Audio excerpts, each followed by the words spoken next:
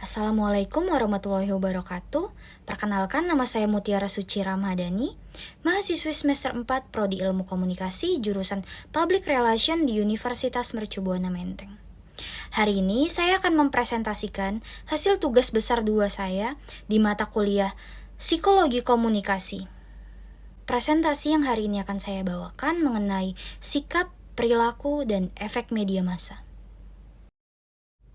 Baiklah, di slide pertama ada pengertian dari sikap.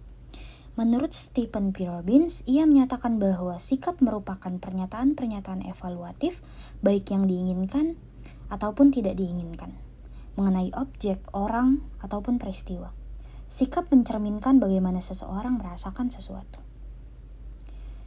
Sikap juga merupakan respon seseorang untuk menanggapi, menilai, dan bertindak terhadap suatu objek sosial yang meliputi simbol, kata-kata, slogan, orang, lembaga, ide, dan lain-lain, dengan hasil yang positif atau negatif. Baiklah, di slide selanjutnya ada 3 komponen pokok dari sikap. Yang pertama adalah kepercayaan, atau keyakinan ide dan konsep terhadap objek. Artinya, bagaimana keyakinan seseorang itu terhadap suatu objek. Yang kedua ada kehidupan emosional atau evaluasi orang terhadap objek. Artinya, bagaimana penilaian yang terkandung di dalam faktor emosi orang tersebut terhadap objek. Yang ketiga adalah kecenderungan untuk bertindak atau tend to behave. Artinya, sikap adalah komponen yang mendahului tindakan atau perilaku terbuka. Sikap adalah ancang-ancang untuk bertindak atau berperilaku terbuka. Ciri-ciri sikap. Sikap tidak dibawa manusia sejak ia dilahirkan, tetapi dibentuk atau dipelajari sepanjang perkembangan orang itu dalam hubungan dengan objek lain. Yang kedua, sikap dapat berubah-ubah, karena itu sikap dapat dipelajari oleh orang-orang. Yang ketiga, sikap tidak bisa berdiri sendiri, tetapi senantiasa mengandung relasi tertentu terhadap suatu objek.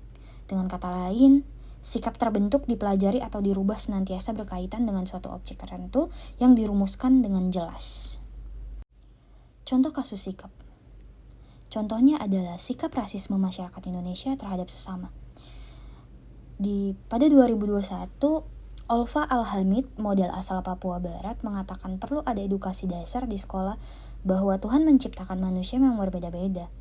Ia mendapatkan perlakuan diskriminasi dan rasisme karena warna kulitnya yang berbeda, sehingga mendapatkan komentar yang tidak baik sehingga mengguncang jiwanya yang membuat ia menjadi insecure.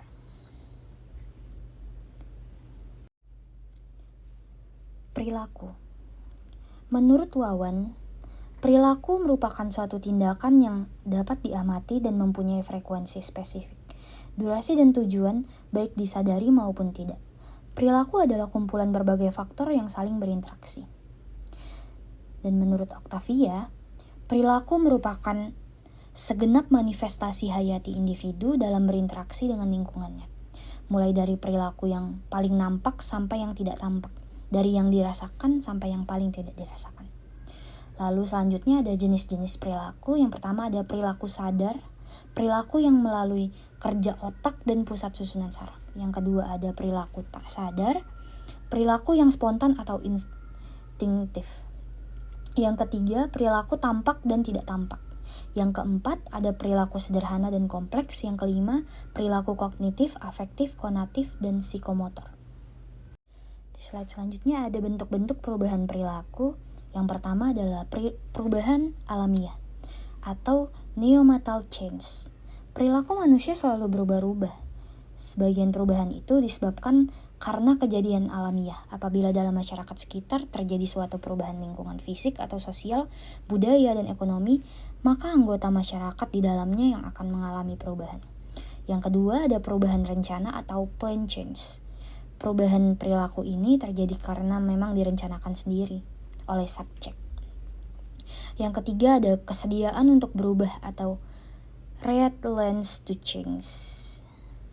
Apabila terjadi suatu inovasi atau program pembangunan di dalam masyarakat, maka yang sering terjadi adalah sebagian orang sangat cepat untuk menerima inovasi ataupun perubahan. tersebut berubah perilakunya, tetapi sebagian orang sangat lambat untuk menerima perubahan tersebut.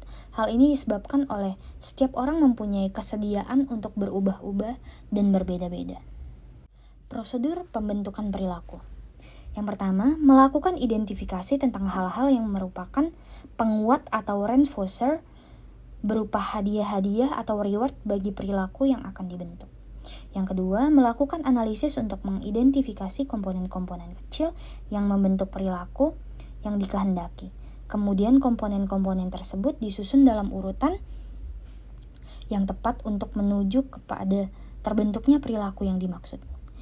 Yang ketiga, menggunakan secara urut komponen-komponen itu sebagai tujuan sementara. Mengidentifikasi reinforcer atau hadiah untuk masing-masing komponen tersebut.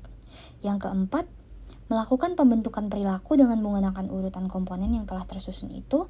Apabila komponen pertama telah dilakukan, maka hadiahnya diberikan. Hal ini akan mengakibatkan komponen perilaku yang kedua yang kemudian diberi hadiah.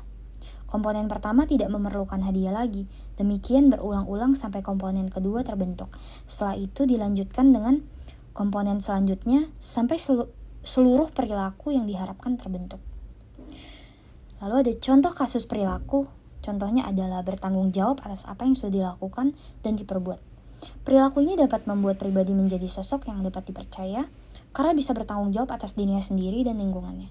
Mulai dari bertanggung jawab atas pekerjaannya, disiplin waktu, dan bertanggung jawab atas keluarganya. Perilaku ini merangsang seseorang dalam melakukan sebuah tindakan. Efek media massa. Efek media massa merupakan suatu kesan yang timbul pada pikiran halayak akibat adanya suatu proses penyampaian pesan melalui media atau alat-alat komunikasi mekanis seperti surat kabar, radio, televisi, dan sebagainya. Lalu selanjutnya ada efek-efek dari media massa. Yang pertama ada efek kognitif, berkenaan dengan fungsi informatif media massa. Informasi media massa dipandang sebagai tambahan pengetahuan bagi halayak. Pengetahuan yang dimiliki halayak dapat meningkatkan kesadaran pribadinya serta memperluas cakrawala berpikirnya. Yang kedua ada efek afektif, berkenaan dengan emosi, perasaan, dan attitude. Pesan-pesan media massa yang dikonsumsi halayak membangkitkan sikap, perasaan, atau orientasi emosi tertentu. Faktor-faktor yang mempengaruhi efek afektif adalah suasana emosional, skema kognitif, dan situasi terpaan media massa. Yang ketiga ada efek konatif, merujuk pada perilaku dan niat untuk melakukan sesuatu. Menurut cara tertentu, setelah halayak menerima informasi media massa yang dilanjutkan dengan kecenderungan sikap tertentu yang didasarkan pada pengetahuan tersebut. Halayak terpengaruh dalam bentuk tindakan nyata. Misalnya, seseorang membaca berita di surat kabar. Tentu sosok yang pantas dipilih dalam pemilihan kepala daerah. Kemudian orang tersebut yakin bahwa jika dalam pemilihan kepala daerah bersangkutan dengan memilih sosok yang diketahui dari surat kabar yang dibacanya.